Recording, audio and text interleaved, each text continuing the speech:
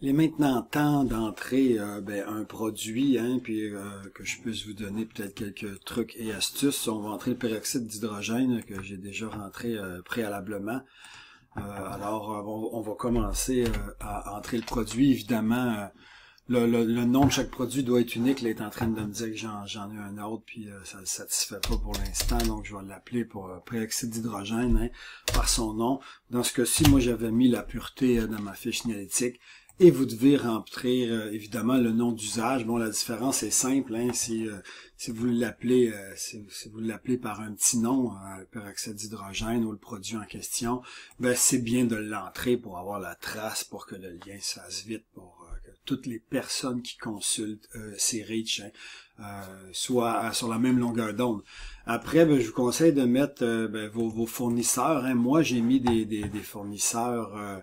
Les fournisseurs que j'ai trouvés sur les fiches signalétiques que j'avais.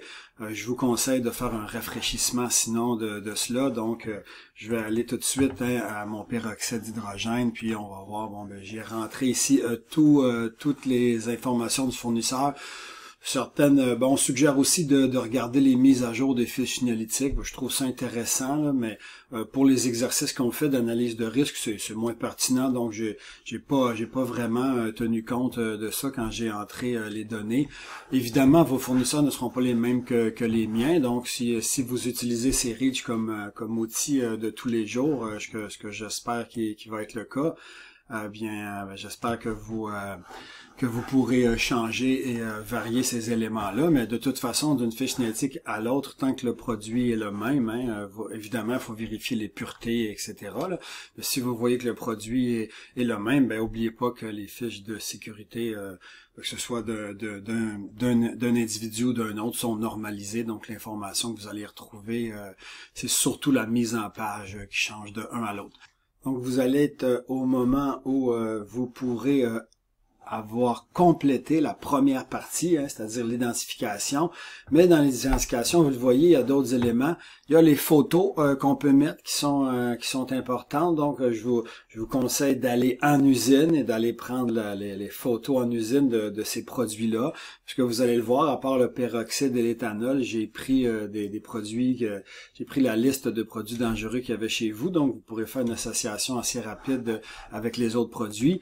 Je vous conseille donc simplement d'aller avec un appareil photo dans les zones où c'est pas proscrit, évidemment, de prendre les photos des produits et de pouvoir les incorporer ici. Ça donne un visuel aussi à la personne. Ah oui, c'est vrai, les barils de ce couleur-là, ou les bidons de cette forme-là, par exemple.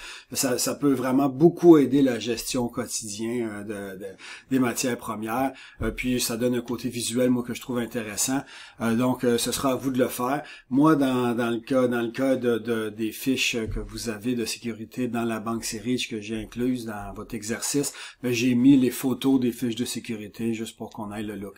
L'autre étape, c'est d'introduire ou de prendre votre fiche de sécurité du produit et d'aller le mettre ici à l'intérieur, d'aller l'insérer tout simplement. Encore là, c'est un parcours de fichier traditionnel qui va vous amener à télécharger votre fiche.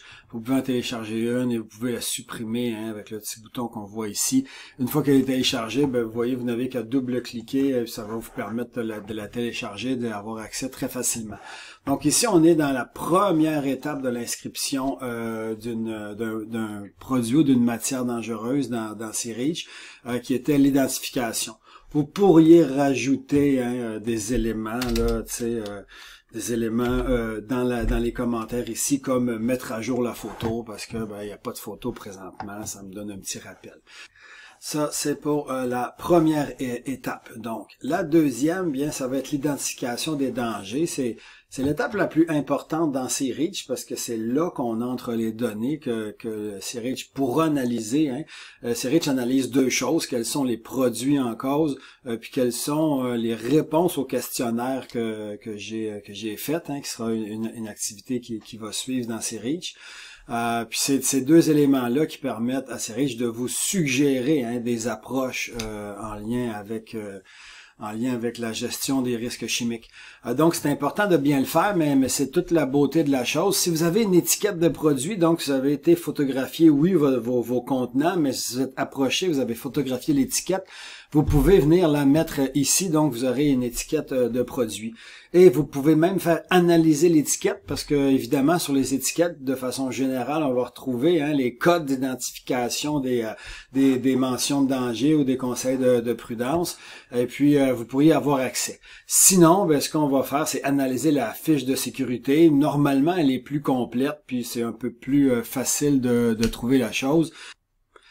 Et puis, oubliez pas évidemment de consulter votre fiche de sécurité que vous avez. Vous l'avez en PDF, vous pouvez aussi vous l'imprimer en version papier. Ça peut parfois aider à entrer la section danger qu'on est en train de faire présentement. Moi, j'ai déjà inscrit les 3 pictogrammes à la fiche de sécurité du peroxyde. Et maintenant, on va analyser la fiche de sécurité pour ne pas avoir, ou à peu près pas avoir à toucher aux mentions de danger, conseils de prudence. C'est là qu'on voit que Siri commence à être un outil très intéressant.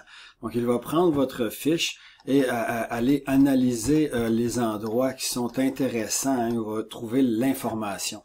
Vous le savez, sur une fiche de sécurité, vous le savez peut-être, c'est toujours dans la section 2. La section 1, c'est la présentation. La section 2, vous le voyez, l'identification des dangers. Donc, vous pouvez aller à la section 2 et demander une analyse. Assurez-vous que toute la section 2 est là. Là, on voit bien que non, il y a quelques éléments. Donc, on va aller à la page suivante. Et voyez, c'est ces codes-là en partie qu'on cherche. Donc, il va analyser le texte ici et aller chercher les codes en lien avec les dangers du peroxyde.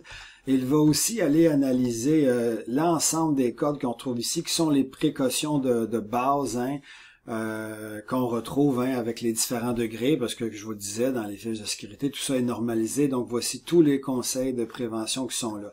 Votre travail, dans le fond, c'est de laisser l'ordinateur analyser la chose, puis il le fait assez bien, faut le voir. Je viens de partir à une analyse, puis il vient de détecter justement les différents éléments. Puis votre rôle ici, c'est simplement de corréler que l'information est adéquate. Donc, est-ce que je retrouve 3, 4, 5, mes 5 éléments? Oui. Est-ce que ce sont les bons chiffres? Oui. Dans les conseils de prudence, faut l'avouer, le peroxyde, on est gâté, il y en a vraiment plusieurs, mais je vois très bien ici, je suis les codes dans l'ordre, là. P283, il est là, P210, P220, il est là, ça va. Puis vous pouvez ainsi faire la liste P21 aussi. Vous voyez que celui-là, je suis gâté. On voit aussi qu'il y a des précautions, parce qu'il y a des mots-clés. Quand vous voyez que plusieurs précautions s'attachent, c'est que ce sont des mots-clés comme enlever les vêtements. On va le retrouver à plusieurs endroits. Donc, ce sera un mot-clé de prévention qu'on va attacher à d'autres éléments comme rincer abondamment l'eau, appeler un médecin ou autre. Quand vous voyez ainsi des P pour précaution qui sont attachés, c'est plusieurs mots-clés. Puis encore une fois, puisque c'est normalisé dans le SimZut, vous le voyez, ça aide. Regardez l'outil, il est magnifique, il a fait aucune erreur. Là, en moins d'une seconde, il a entré quelque chose qui m'aurait pris peut-être à moi 10 minutes d'entrée à le faire. Donc, votre rôle, quand ça c'est fait, il y a un petit crochet ici et c'est pour valider l'événement d'information. Donc, oui, je valide. On me demande de confirmer parce que c'est important. Si vous en oubliez un, l'analyse de risque ne pourra pas être faite de façon adéquate. Donc, oui, je l'ai bien vérifié. Dans ce cas-là aussi, je l'ai fait. Alors, oui, je vérifie la chose. Une fois que ça c'est fait, on l'ajoute à la fiche du produit et je me retrouve évidemment avec ma fiche qui n'est pas tout à fait complétée, mais presque complétée. On voit les mentions de danger. Comme je vous le disais, on aurait pu les entrer à la main quand on entre H272 par exemple. On arriverait au code qu'on a là. Mais bon, nous on les connaît pas nécessairement par cœur. Je pense qu'il faut jouer beaucoup dans les fiches pour connaître ça aussi aisément. Utiliser l'analyse de la fiche de sécurité m'apparaît donc être un outil magnifique puis qu'il faut absolument utiliser. Donc ça, c'est fait. Eh bien, une fois que vous avez bien validé ces informations-là, il ne vous reste qu'à compléter le bas, hein. Et c'est pour ça que j'ai séparé Search d'un côté et la fiche de sécurité de l'autre, qui va nous permettre de valider nos informations. On voit par exemple que certaines informations n'ont pas été analysées par Search, sinon quel type d'élément c'est. Bon, ben ici on est dans un liquide évidemment. On a aussi vu que pour les corrosions cutanées, il n'a pas réussi à identifier quelle était la bonne catégorie, hein. Donc, on va juste aller voir. Tout ça va se retrouver toujours dans la section 2. Donc, l'entièreté de l'information qu'on a là se retrouve toujours dans la section 2 des fiches de sécurité. Et on peut voir donc pour les irritations cutanées, on va se retrouver avec la catégorie 1A. Donc, je n'ai qu'à venir sélectionner la catégorie 1A ici et je peux toujours valider les autres informations comme la toxicité et autres, hein, pour m'assurer d'avoir les éléments nécessaires. Quand c'est fait, hein, donc j'ai validé ces deux sections-là quand j'ai analysé avec l'analyseur de fiches de sécurité. J'ai concordé l'information, hein, les mentions d'avertissement aussi, on vérifie, mais comme les autres informations de ce type-là, on la voit ici, la mention de danger du produit. Il l'avait déjà bien identifié de façon automatique. Je peux donc terminer et ainsi, ben, je me retrouve avec une fiche de sécurité qui a pris forme et on voit très bien que les mentions de danger ici sont complétées. Ce qui va rester à faire, ce sont les mentions de consommation. Moi, pour l'entièreté des produits dans la banque, là, j'ai fait une approximation, on pourrait dire, de la chose, hein. Ben, on peut aller voir évidemment ici, ça c'est intéressant, c'est le type de conditionnement, hein, donc conditionnement, c'est bien ça. Donc, comment vous disposez, comment sont stockés sinon les produits. Ben, dans ce cas-ci, moi j'ai pris les fûts, je me suis dit que le peroxyde était en fût, donc en baril de plus ou moins 200 litres. Et puis, les contenants utilisés par année, bien encore là, j'ai pris un chiffre spéculatif moyen. J'ai été chercher de 11 fois à 100 fois par année. Si vous avez vos quantités annuelles, parce que ça peut être facile des fois pour les gens qui font la gestion du stockage ou des commandes de connaître les quantités annuelles, bien évidemment, on vous suggère de les mettre ici, hein, pour évidemment avoir l'information la plus précise possible. Plus vous êtes précis, plus Search va prendre ces données-là, hein, comme toutes les autres données qu'on est en train de mettre dans le système sur les fiches, et ça va vous permettre d'avoir des informations plus précises. On pourrait aussi mettre des dates de fin de présence dans l'entreprise, hein, ou dates de fin d'utilisation. Ben, la différence, évidemment, c'est que parfois, on a des produits qu'on n'utilise plus, mais qu'on stocke toujours.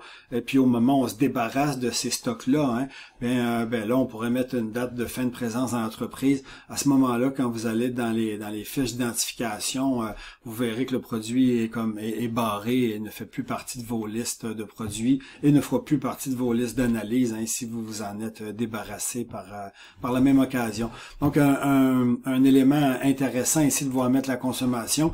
Puis après, bien, vous voyez, hein, on a ici un générateur de fiches qu'on retrouverait sur un baril, par exemple. Eux ont rajouté des logos ici, mais on voit les pictogrammes, on voit le nom d'usage du produit, on voit le fournisseur, donc on voit les minimums réglementaires, hein, et des fois, ben, il pourrait avoir des spécificités réglementaires. Dans ce cas-ci, on semble pas en avoir. Puis on voit bien son niveau de dangerosité avec un code de couleur. Donc au niveau environnemental, il n'est pas très dommageable, même s'il l'est un peu. Au niveau des incendies, bien, puisque c'est un comburant, on l'a mis dans la section rouge, donc à faire très attention. Et pour la santé, ben on l'a vu ici, là, les effets sur la santé sont quand même importants, donc il a été catégorisé aussi par couleur. Donc une autre façon de regarder notre produit, une autre façon d'avoir une vision d'ensemble avec des pictogrammes qui ont été modifiés selon la dangerosité que note Search, parce que c'est Search qui nous a généré ce niveau-là en fonction des paramètres qu'on a entrés. Donc, vous voyez que c'est assez intéressant. Puis, vous pouvez évidemment exporter le tout, que ce soit ceci, que ce soit les dangers. Vous voulez avoir votre fiche, vous voulez l'exporter et la montrer à quelqu'un, bien, vous allez l'avoir en format PDF. Hein.